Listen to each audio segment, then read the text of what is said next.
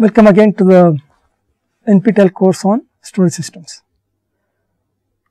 In the previous classes, we were looking at issues relating to the design of the Google file system, and we also looked at some of the problems in that system and how a newer system called the Bigtable handle some of these issues. Okay. So, just as a summary, if you look at what we discussed previously, the Bigtable has three main components: a library that is linked into every client, a master server, and many tablet servers. The tablet servers basically have multiple rows, and that is a unit of distribution. And again, if tablet servers, they can fail, or you can if you have more rows coming in, you want to move it to a new machine, that also can come in. So, to accommodate changes in workloads, this kind of dynamic activities with respect to tablet servers keep happening. Again, you have a master which actually does assigning of tablets to tablet servers, detecting which tablet servers are available, which are no longer working. You need to do some balancing, and then you also need to do some garbage collection of files in the GFS. Basically, it turns out that the GFS and Bigtable together work similar to what is called a log structured file system. You keep some information, and then some older information becomes stale, which has to be deleted. And so, that garbage collection is an important part of the system, and the Bigtable actually manages the garbage collection of files in GFS. As you remember, there is no, when you do delete in GFS, it is just marked as deleted, it does not do something immediately. Okay. It is done later as part of this garbage collection service. Okay. Now, it also handles certain other things like if you change the schema. So, I think we will just briefly look at the interaction between GFS and Bigtable one more time. The important thing to remember is that the persistent state of a tablet is stored in GFS. Okay. So,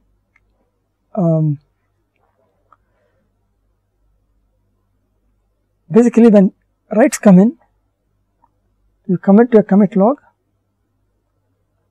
and these ones which get committed are sorted and buffered in memory, and those sorted and buffered records are called as memtables. So, all this stuff is in memory. And then just like in log structured file systems, once you are running out of space, for example, memory for example, you can push out those full memtables, reasonably full memtables, onto persistent storage, the SSD tables, and this is what is being stored in GFS. Okay. So, in case there are any reads coming in, the information can be in multiple places. It can be memtables because that is where recently it got put in, or it could be in older ones. And because it acts like a, let us say, it does not really delete old information immediately, stale information also can be there. You need to figure out which is the most recent one, and of all the possible memtables and SS tables, you have to find the most current one. So, in a sense, you have to look up all these tables. Now, because these things are sorted, you can do this fairly easily, because notice that all these tables are sorted, otherwise you are going to have a very hard time finding out in each of these tables. So, because they are sorted, it is easy to check each one of these things and figure out which is the most recent version that I am interested in and pick it up. This is somewhat different from a log structured file system, where you need to have additional indexing information by which you can actually check up and look up what you really need. Okay. So, there is a slight difference between the way this is done here and there. Here the sorting actually helps it to be much more, it is certainly time consuming, but it is easier when it comes for looking up reads. Okay.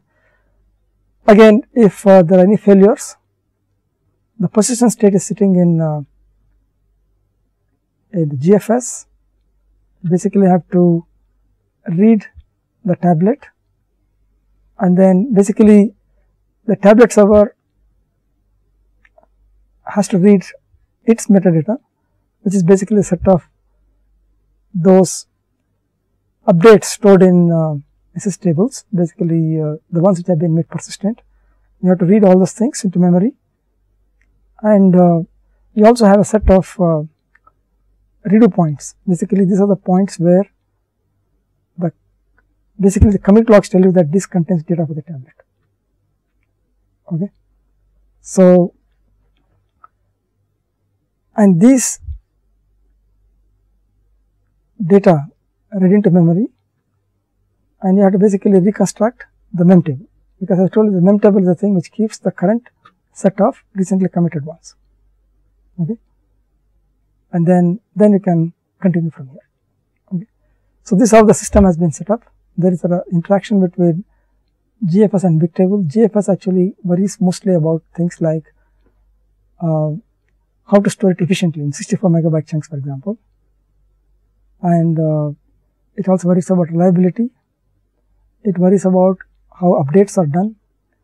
It tries to do something about how to ensure that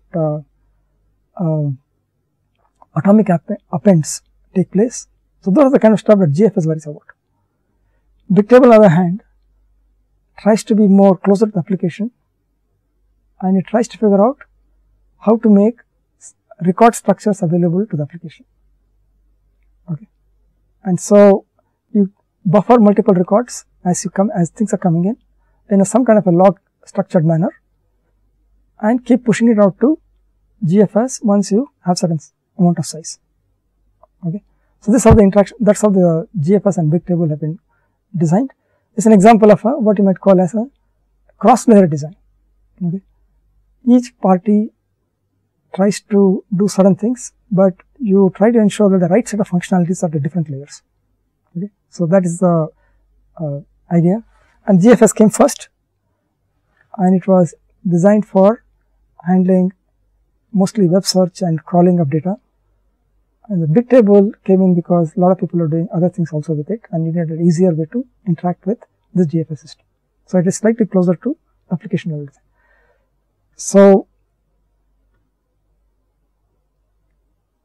now we will take a look at slightly similar systems that have been designed. Hadoop is one which is closely modeled on the GFS/Bigtable kind of model, and they say it is a rack-aware file system. Actually, most of the systems that we talk about are actually rack-aware, or sometimes even what I call data center aware.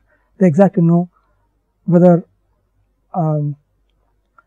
let us say, if a data is present, they know which rack it is present in, so that if you want to replicate it, they might want to keep it on a different rack.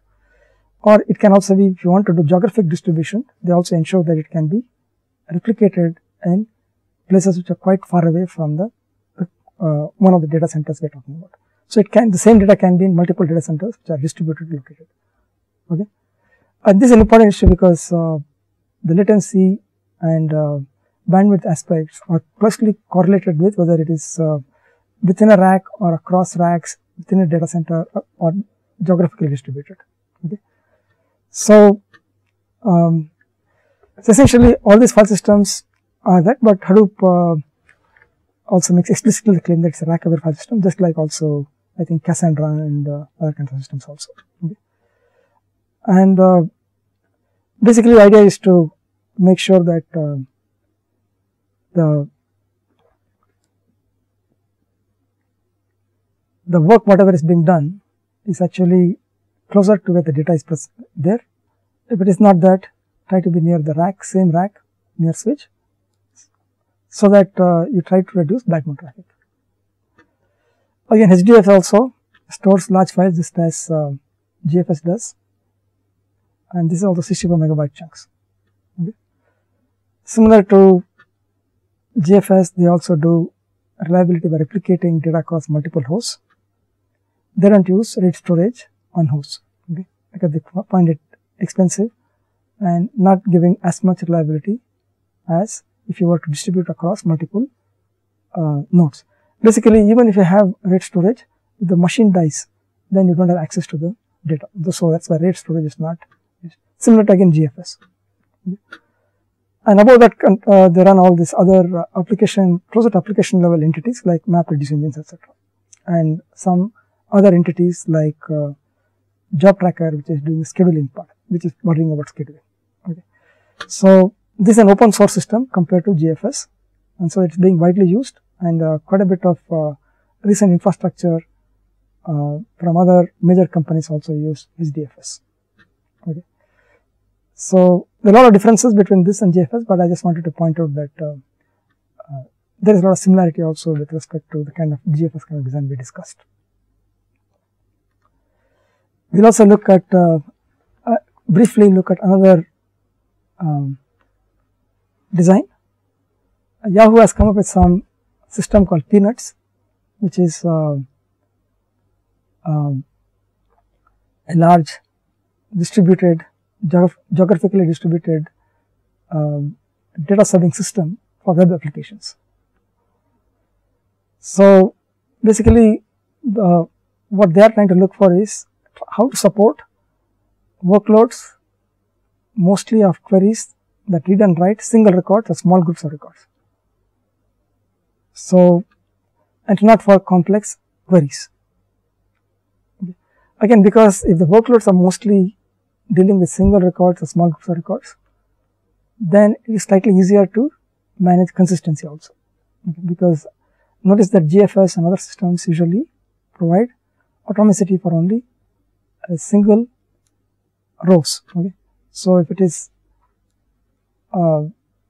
single records or groups of records, possibly it is there in a single node, and probably it can give you a lot more guarantees than otherwise possible. Okay.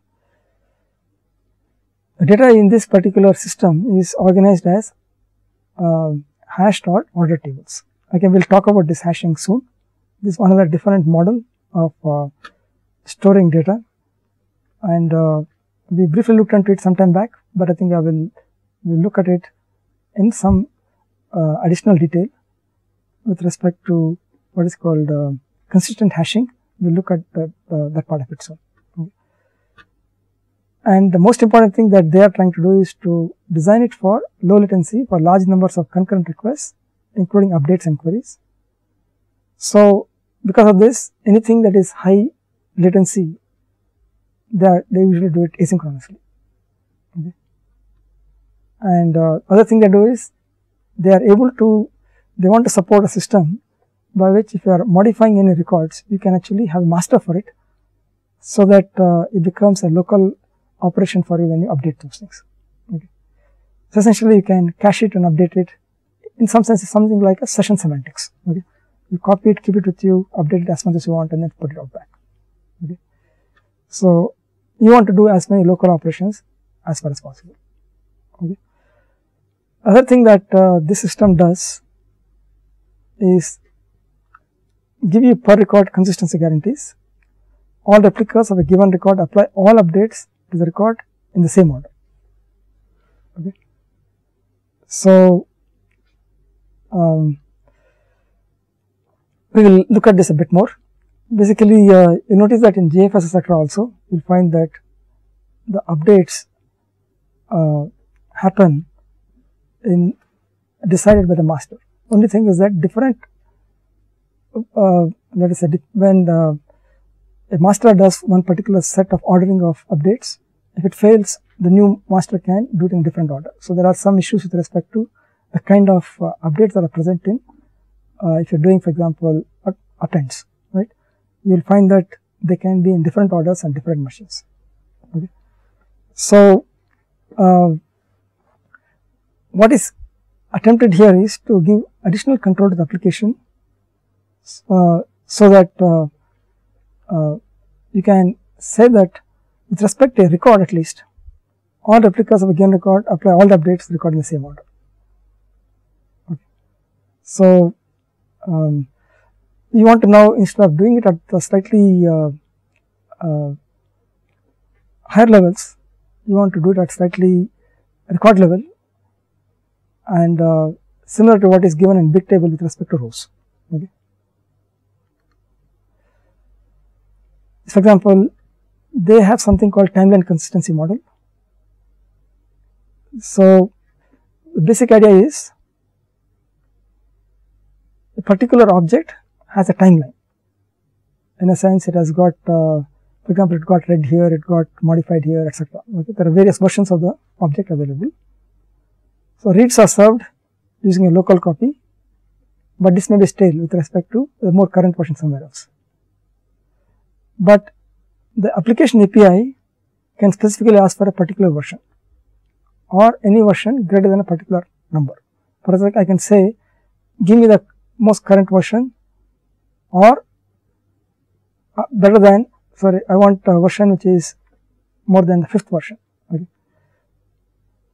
So, basically, while copies may lag master record, every copy goes through the same sequence of changes. So, in a sense, there is a timeline for objects at all places. Okay. So, you can essentially say the following, that I am interested in a particular version or any version later than that one. Okay. And because of this, it is essentially consistent across all the systems, across all the clients, it will all be consistent across. You also have a system which is test and set. Okay.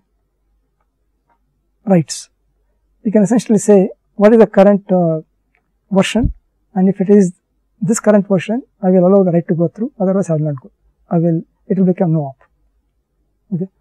So, it turns out this can be used to also facilitate per record transactions. Okay. Essentially, you can roll back. You can try to write it. If it is not possible, you can roll back. Okay. So, of course, this means that you will be retrying certain operations multiple times before you may succeed. One of the difference between this system and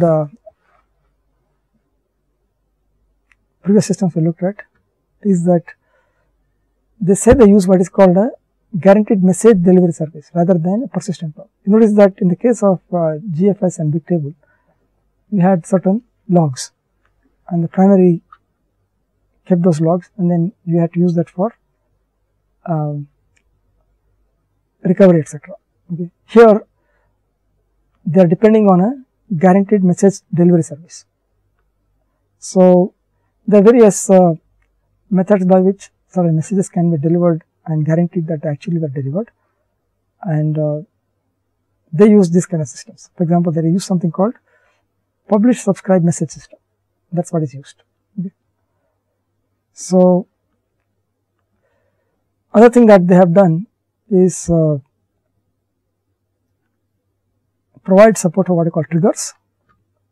That means that if some data changes, applications can register themselves with the system saying that if this particular change takes place, I want to be notified. Okay. And this is important for some applications that might invalidate cached copies after some time. Okay. So, for example, if you are serving ads in a system and there is a contract, it says after some period of time the contract expires. You want to actually remove all the ads corresponding to that. Or you might have a system which is trying to track certain websites. As soon as some modifications take place, I want to be notified because I want to re-index it. So, if you are looking for slightly real-time kind of models, you need to do this. Again, GFS also has proceeded in this direction. If you look at Google, they also have a service which is similar to this. They have something called Megastore, which does something similar to this. Okay. So, you want to essentially provide a trigger-like capability so that you get notified whenever things happen, and that is done by users subscribing to stream updates on a table. Okay. And this is an asynchronous publish subscribe message system. Okay. So, The good thing about this is that anybody can publish it and anybody can subscribe to it. They don't have to, each party doesn't know who the other party is. Okay. So basically what I am trying to say is that if there is because everything goes through this particular message system, this particular message system keeps track of who the parties are, who are subscribing and who are publishing and who are subscribing. So for example, if you are trying to update something, one replica doesn't need to know the locations of other replicas. You just have to publish it, and then the system will actually make sure that the other subscribers who are looking for that updates, they can get to it. Okay. So those kind of things, in a sense what's happening is that there is a broker in between, okay, which actually trying to figure out what people are interested in, and they make sure that it happens. Okay. And because of the system, it turns out that they can also optimize it for geographically distant replicas. Okay. You can figure out what is the best way to push the updates. Okay. So this is in contrast to gossip-like protocols, which might not really be tuned for geographical distribution. Okay, they might not be really taking care of those kind of things. Okay. So this one other design. Okay.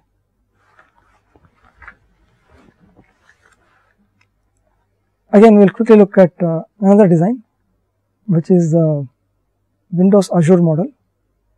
This is a slightly different system because it is designed as a scalable cloud storage system, used both by end users as well as by like companies like Microsoft themselves. Okay. For example, they want to use the system for search, just like GFS was used by Google. They also wanted to export it out as a cloud storage system which other parties, anybody who is interested can use it. Okay. So their basic design is keep this data, for example, in the form of what I call blobs, user files, or in tables, structure storage, or queues, message delivery. Again, this queues is similar to what we saw in the case of Peanuts also. Okay. There also you have some kind of a message model, right? Guaranteed message delivery model. Same thing also is being done here. Okay, queues. Okay. Instead of depending on persistent logs. Okay. So basically, in this system, you have blobs for incoming and outgoing data. Again, this is similar to in the case of Bigtable. You notice that incoming tables come into both mem tables, then stored persistently into SST tables, etc. Similarly, again, there's some kind of log structure going on there. So here, what is happening is that the blobs are being used for incoming and outgoing data, and the queues are used for basically this has got the message delivery, right? So the message delivery is the message essentially tell you the kind of workflow that has to happen. So that's why these queues are they are used for overall workflow processing corresponding to the blobs, and any intermediate data is stored in tables of blobs. Okay. So they say that just like Peanuts was using some triggers, they also provide publicly searchable content within a very short time of something being published. For example, they claim that, for example, within 15 seconds of somebody posting something in Facebook or Twitter, it will show up in their search let's say engines, for example Bing. So basically, because the only way they can do it is by having some way in which somebody is pushing the updates to them also. So they can subscribe to certain APIs which Facebook or Twitter is making available, so that as soon as anybody posts something, they get the data and they actually push it through their system, the cloud storage, the system out here, and then that is made available to the Bing search system, again it will re-index it so that the new results will actually can pick it up. Okay. So this is another thing that they are talking about. This Windows Azure system says that they provide strong consistency, but if you look at it closely, it's basically the same as what other people are providing. For example, if you look at what Peanuts gives you or GFS gives you, the Bigtable gives you, it is basically within a tablet or within basically a data center or a rack, for example, those kind of things. Okay. And the name which Windows Azure gives is stamp. Stamp is basically one thing which is all available in a single place. It's not essentially multiple racks. Okay. They might have, for example, a stamp might have something like about few tens of terabytes of data in one single place. Okay. So they provide strong consistency within a stamp, and across they usually don't provide it, and they say that most of the times if you do intelligent partitioning, it turns out, and the upper level protocols are properly set up, almost all the things updates actually happen within a whatever you're concerned about happens actually within a stamp, so that essentially you can say that you can get strong consistency. Okay. Okay, that is the claim they make. Okay. Again, just like the previous system, if you are looking for within a stamp, within a, let us say, data center or within multiple racks, right, they usually do synchronous application, and across stamps they do asynchronous application. Okay. Again, as we know, the asynchronous thing is a thing that comes into picture anytime you have the CAP theorem in the picture, right. So as long as you are doing synchronous application, then there is no serious issue. Okay. That's why they say that they provide strong consistency. And because it's a cloud storage system, they also provide user accessible global and scalable namespace and storage. Because this is in contrast to other systems which don't have a user set of users also using the system. Okay. So they have to provide a global and scalable namespace. So I'm not going into too much detail. That actually each of the systems is quite complex, and there is considerable amount of description that's available. For example, if you want to look up Windows Azure, in the recent SOSP 2011, they have described it in some detail, and you should look up those details if you want further details. Now, if you look at the previous systems, we talked about GFS and Peanuts, etc. They basically have the model of one particular system, like the master, for example, which actually keeps track of where the actual tablets are, or the various let's say 64 megabyte chunks are, etc. They they actually manage all those things. There is another model for storage, and which is basically what is called consistent hashing. What we do in this thing is that we try to avoid having a master in the picture. You want to directly use the name and hash it, and then from there figure out where to get the data. So you want to avoid having somebody like a master in the picture. Okay. And this also is used in some other systems. For example, if you look at a parallel file system called GPFS, which IBM designed some time back, they also use something similar to this. Okay. So basically the idea is to, in a parallel file system, it turns out that if you want to parallelize all the activities, you have to parallelize also the lookup part of it also. The path name can be quite long. If it becomes sequential, then your throughput also can be, again, going by Amdahl's law and other things of that kind. The minute your path name lookup is serialized, then the chances of your being able to scale is also that much smaller. Okay. So they had to incorporate abilities by which you can do name lookup in as much as possible without any sequentiality. and the way to do it is by hashing again. Okay. Similarly, there is another file system called Ceph, which also does something similar. It may not use consistent hashing, but it also uses some hashing to take a name and map it to a hash value, and that hash value is used as a way to look it up. Here, what happens here is you are looking for highly scalable storage. So basically, what is going on is people are adding more and more storage, and sometimes some storage also is deleted because of failures. So you want a way in which you can add the storage without having to move things for load balancing.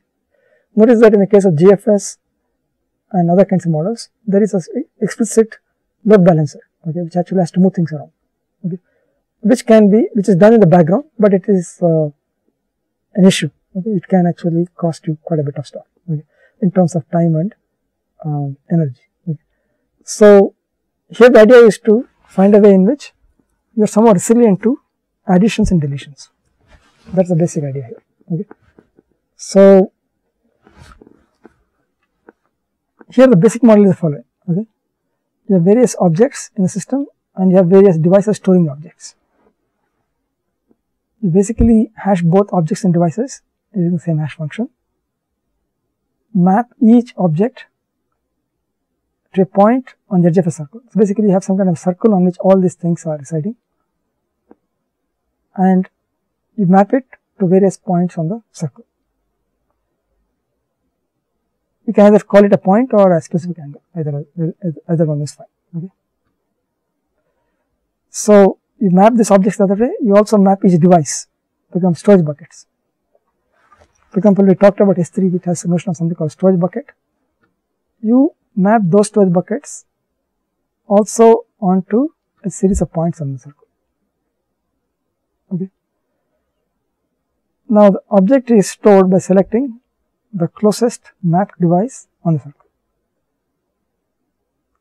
Okay. And therefore, each device contains the resources mapped an angle between it and the next smallest angle. Okay. So you have to search it only those places. Okay. Again, there is going to be there is going to be some data structures kept here so that you can do the lookup. Okay. So the basic intuition behind this kind of model is that if a device is added or removed, only nearby objects remapped, you don't have to move anything else. Okay. So this is the basic insight about using this kind of system, and you try to avoid depending on masters like what was done in the case of GFS Spectrum. These kind of systems have been used by some major companies. For example, Amazon has used it, as well as Facebook has used it. Both of these parties have used it, and it's also used in Peanuts also uses it. They also say that you can do storage also in this particular model. They give you that option. So again, just to look at it in some detail, what is being done. This hashing technique uses basically what are called distributed hashing tables, DHTs. So it goes as follows. Okay. So basically what we are doing is we are trying to hash the keys to nodes. Okay. So what do we do here? You have a node with ID, let's say IX. It owns all keys Km for which IX is the closest ID, and there is some kind of a nearness measure which gives you that information. Okay. So for example, you have a key Km, right, and then you can see how close is it to a particular node with ID IX. Okay. So what you do is basically hash both of them, and then you can, from there you can figure out which is the one which is closest, which you have to search. Okay. You can get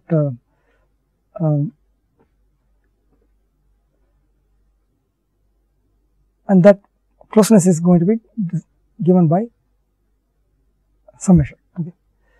For example, if you want to store a file with file name fn, okay, and data in a DHT, you first hash the file name using some hashing function. The one people often use is SHA-1 because it has got very good what is called collision resistant properties. Okay. So these are cryptographic hashing functions which have good collision resistance. That means that even if one small bit is changed, it actually maps to something quite different. Okay. They use some techniques called confusion and forgotten what is that thing called. Okay. They use some avalanche techniques by which this happens. Okay. So you want to store it, you basically get the hash and you say put k comma data, you send to any node in the DHT. You can send it anywhere. And then that node, in turn what it does is, it forwards it from to any other, some other node through some overlay network which connects the nodes, and until it reaches a single node responsible for key k as specified by the key space partitioning. Okay. So essentially things are forwarded till it gets to the right place.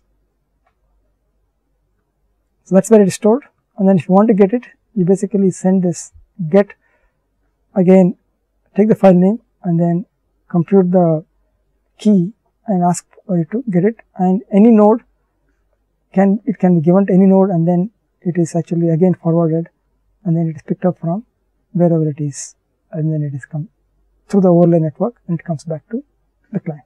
Okay.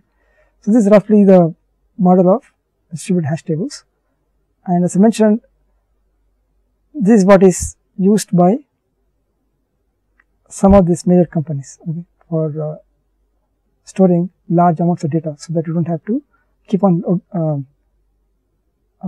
moving things around when some things are getting deleted or added. Here also there are some hotspots and other kinds of things, but we will not discuss it here. Okay. So I just briefly mentioned one example of another system which uses DHT. Basically, it's similar to Bigtable, except that they use these DHT kind of models. So it's also a distributed multidimensional map indexed by key, and similar to those kind of other models, the key is basically a byte string and the value is a highly structured object, just like Bigtable. Bigtable also has got columns, etc. So same thing here also. And just like Bigtable, they also guarantee that any operation on a single row key, right, is atomic per replica, no matter how many columns are being read or written. So they guarantee that particular aspect. Okay. And they also are similar to Bigtable in terms of column families, etc. Okay. So the data partitioned across cluster using consistent hashing, and they have a small little tweak. They use some what is called order preserving hash function.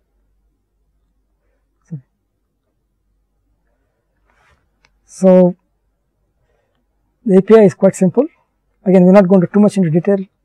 As I mentioned, there are a lot of there is considerable amount of literature available on each of these systems. Basically, they have three simple methods: inserting, in change. Row mutation is a change into a particular row and a particular table with a particular key. Okay. You can get given a key on a particular table, you can get a particular column, and you can also delete some things, because they have only three methods by which you can interact with the system. Okay. So I am not going into too much detail about some of these things. Okay. I am going to stop with respect to details of this kind. So let us just briefly look at what we have seen so far. We looked at GFS, we briefly looked at Yahoo's Peanuts. We also looked at Windows very briefly, Windows Azure, and then we again very briefly looked at Cassandra. So basically, the consensus you can have when you look at all the systems is that they are trying to provide a model of consistency which is manageable with respect to the kind of throughput and let us say the kind of transactions per second you need to support in the system, okay. The kind of operations you need to support, high rates of operations. So I think we can quickly look at summarize some other kinds of models. Basically, you can have either server side consistency models or what are called client side consistency models. That is what for example, the client side consistency models are those what the client sees, and the server side is basically if it has got any replicas, how does it ensure that anything is updated, how does it manage it. Okay. One is coming from what the server has to do, the other thing is what the client finally sees. Okay. For example, if it is server side, we will in summary what we can see what is going to happen is the following. Okay. Let us say that there are n is the number of nodes that store replicas of data. Okay. W is the number of replicas that need to acknowledge the receipt of updates before update completes. For example, if there are 5 replicas, do you wait for all the acts from 5 replicas before you say that the write is finished, or you are willing to take only 3 writes as being completed before you say that write is complete. So W is basically the number of replicas that need to act receive before you say that write is complete. And R is the number of replicas that are contacted when a data object is accessed to the read off. Because in these kind of systems, some of these replicas may not be current. So it might be your bad luck that whatever you contacted may be out of date. So you can control that by having R also. Okay. For example, if n is the number of rows that store replicas, then if you set R equal to n, that means you have to contact all of them. And then you can see easily the fact that some things are out of, let us say, they are not current compared to other ones. Okay. Then you can decide what to do. Okay. Whereas if R is 1 for example or very small, then you can with high chance that you will see some stale version. Okay. So you can basically what is going to happen is that if n is the number of replicas, if you might call W the write quorum and R could be what is called the read quorum. If the write quorum and the read quorum together is greater than n,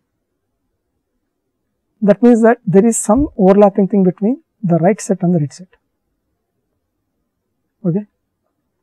And because of this, you can guarantee strong consistency. Again, this is the same trick what Paxos does. They ensure that there is always somebody between 2 let's say ballots. Okay. There has to be some guy who is the common between 2 ballots. That's how they are able to say that if something has been committed in one ballot and it has not been known to everybody still, right? Then other party there will be a way in which information flows from one of the guys in the previous balloting where the thing got committed, it becomes available to the next ballot, like if it gets started, and therefore whatever decision that was committed becomes known to the second balloting also, and the same thing will be followed. That's why you get strong consistency there. Here also the same story. If you have W plus R less than or equal to n, then it is weak or eventual consistency. I think it should be less than n. It can't be less than or equal to n. Is it less than or equal to? Okay, it has to be less than. This is correct. Sorry, it has to be less than equal. It can be disjoint. Okay, then there is no question. Okay, this is correct. W plus R less than or equal to n. Okay, so then in this case, what can happen is that there could be a disjoint set of replicas, and therefore they might have different versions, and there can be some stale values that could be returned. Now finally, if you think a bit more closely, if R equal to 1 and W equal to N, what is this saying? You are saying that I don't mind reading only one thing, okay, but I am going to make sure that W equal to N. That means that everybody has to be written, every replica has to be written before it is declared as a success, right, and therefore it will be slow, but reads will be fast because you don't have to contact multiple reads, okay. Whereas if W equal to 1 and R equal to N, then you are basically saying that the readers take the trouble of figuring out, contacting all the replicas and deciding what to do with it. If they are out of whack, they might have to do some protocol by which they synchronize them, etc., or make them consistent, okay, whatever. Okay. So typically in web kind of applications, this is what is the typical situation. That's the reason why you will notice that in the case of GFS, there is anytime anything is written, you have to get acts from all the secondaries, right? Then only the master proceeds, otherwise it doesn't proceed. Okay. So this is what most of the large scale web kind of systems will follow, and this is not very common. Okay. I am not aware of any major application that requires very fast writes and readers are going to be penalized so that the writes can be very fast. Okay. At least on web scale systems, you don't find this much. Okay, that is the server side. Okay. On the client side, I think we already, I am again summarizing what all we have done so far. If it is strong after update completes, any subsequent request will return updated value. Okay. In a weak case, may return a stale value, right. The special case, eventual model, storage system guarantees that if no new updates made to the object, eventually all accesses will return last updated value. A class example is DNS, which has certain information about the mappings. It will eventually converge to the right values, but there might be some intermediate times when it doesn't converge. It can give you wrong information. The various variations we looked at: causal consistency, similar to when we were discussing group communication systems, we talked about consistent causal models. The same thing out here. That means that if there is a causal reason why certain updates have to have happened before some other update, you need to honor it. Okay. For example, you may have some information kept in some tables, and you might have a requirement that it should not be seen by some people once I make certain kinds of updates. Then it should be the case that if I updated it, then the removing the permissions for somebody to look at it should have happened before the new updates. Okay, that is I want that guaranteed to be given. If that is not given, then I may not be able to, I will not trust the system. Okay. So in some cases, causal consistency is required.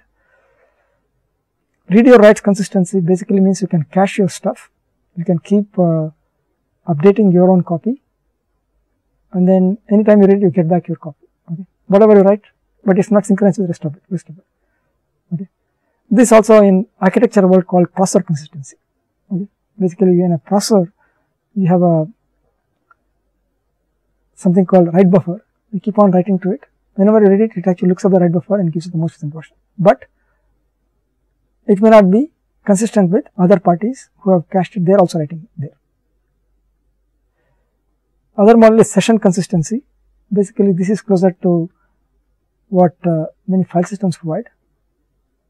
What you are doing is you open a session, and then till the close, you are guaranteed that the reads and writes happen the way you expect, and only when the session is completed do you, when you explicitly say close the session, then your updates are uploaded to rest of everybody else sees it. There's also some other slightly simpler models, monotonic read consistency and monotonic write consistency.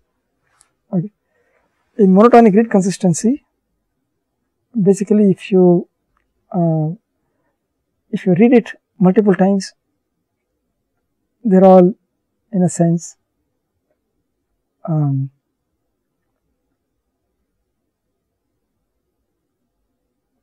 they are consistent. Basically what it means is that I read something, if I get 5, if I read it again, I cannot get 6 if there is no other intervening write, for example.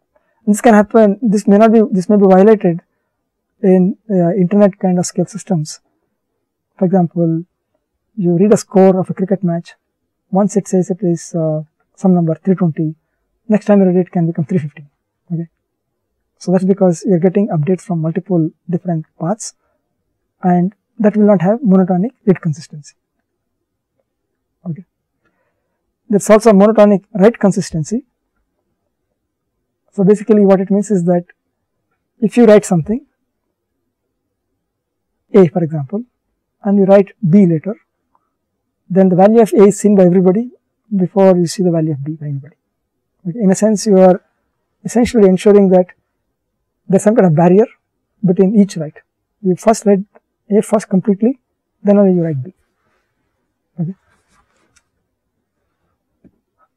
Again, if a client connects only to a single server, then certain things are trivial. For example, this reads your writes consistency or monotonic write consistency becomes very simple. Again, I just want to conclude with a slightly different kind of model. We are looking at consistency management as a critical one. There are other kind of solutions where a slightly different set of things are optimized on when you're thinking about scalability. Facebook has a photo storage system, they call it Haystack, and for some time they are using NFS, but they found that to read a single photo it was requiring too many excessive disk operations. Basically you need 1 plus disk operation to translate file name to an inode number, because finally NFS uses a backend file system somewhere, right. So it requires 1 plus disk operation to translate file name to an inode number. You have to read the inode number and then read the file. Basically this is required to look up the directory. Then after directory you have to look up the inode and then you have to look up the file. Okay. So there are 3 things required. Okay. So the basic idea here is to see if you can avoid multiple disk accesses. One example of it is to somehow reduce the amount of metadata. Okay. Reduce the metadata, then it turns out that all metadata can be kept in main memory itself. You don't have to go to disk at all. So basically here the problem was that you are going to look up the metadata from disk. So just like GFS also did, but with a completely different, with a completely redesigned file system. What we are talking about here is they are using mostly a similar kind of file system, not too dramatically different, but you want to remove certain things that are not useful. Okay. For example, it turns out in their system, you don't need RWX kind of permissions. It's not needed because there is no, it's not a shared system that they are providing to users. They are just providing photo service. It's at application level. Okay. There is no other user other than this particular photo service that Facebook is providing. So you don't need this permission information. Okay. So you remove this kind of things, then it turns out that typical inodes are 128 to 256 bytes to 512 bytes. This size is too big. You reduce all those unnecessary things, it turns out your inode size becomes smaller, sufficiently small that the metadata for keeping billions of photos is now possible to be kept in memory itself. I think GFS tried to do it by making very big chunks, 64 megabyte chunks. So that's why they reduce the amount of metadata required for keeping them. Here what they are doing is, instead of going for very big chunks, we reduce the size of the metadata itself. Okay. And if you do that, if you carefully look at your system and see what the design, what you are using that system for, then you can essentially eliminate lots of unnecessary things. Okay. And they say that by looking at all this kind of stuff, the high throughput and low latency and at most one disk operation per read. Again, basically you need to scale, and the way to scale it is by keeping all metadata in memory. You can't keep all metadata in memory if inode is very big. So the way to do it is to figure out how to look at your application, see what is really critical information, throw out all the useless stuff, and then you can be able to put it in memory. Okay. The question for us is, why does caching not work? Typically, often they say that if you want one disk operation per read, people often say caching will work. Of course, as we notice, one issue is that inode size becomes too big. There's another major reason why it actually doesn't work also, and that reason is because of, it turns out that Facebook etc. use something called content distribution networks, and these are used for serving hot photos, recently uploaded and popular. Basically, there are systems like Akamai which are used by companies like Facebook to distribute their content so that users geographically distributed can look at the most closest server to pick up that photos, for example. But the problem with these networking sites, social networking sites, is that it seems that they also see a large number of requests for less popular and often older content. This is basically what is called the long tail of the requests. Okay. There are unpopular things, but they are often used now and then. Okay. It seems that these requests account for a significant amount of Facebook traffic, and this will miss in the CDN. And basically, by reducing the amount of metadata, they can essentially get most of the lookups quite fast, and that's what is being served by Facebook. The rest of this being handled through content distribution networks. They basically say that they can do quite well. Because of this, they are able to do 4 times the reads per second than an equivalent system on a NAS, for example. Okay. So basically, I just want to summarize what all we looked at with respect to scalability.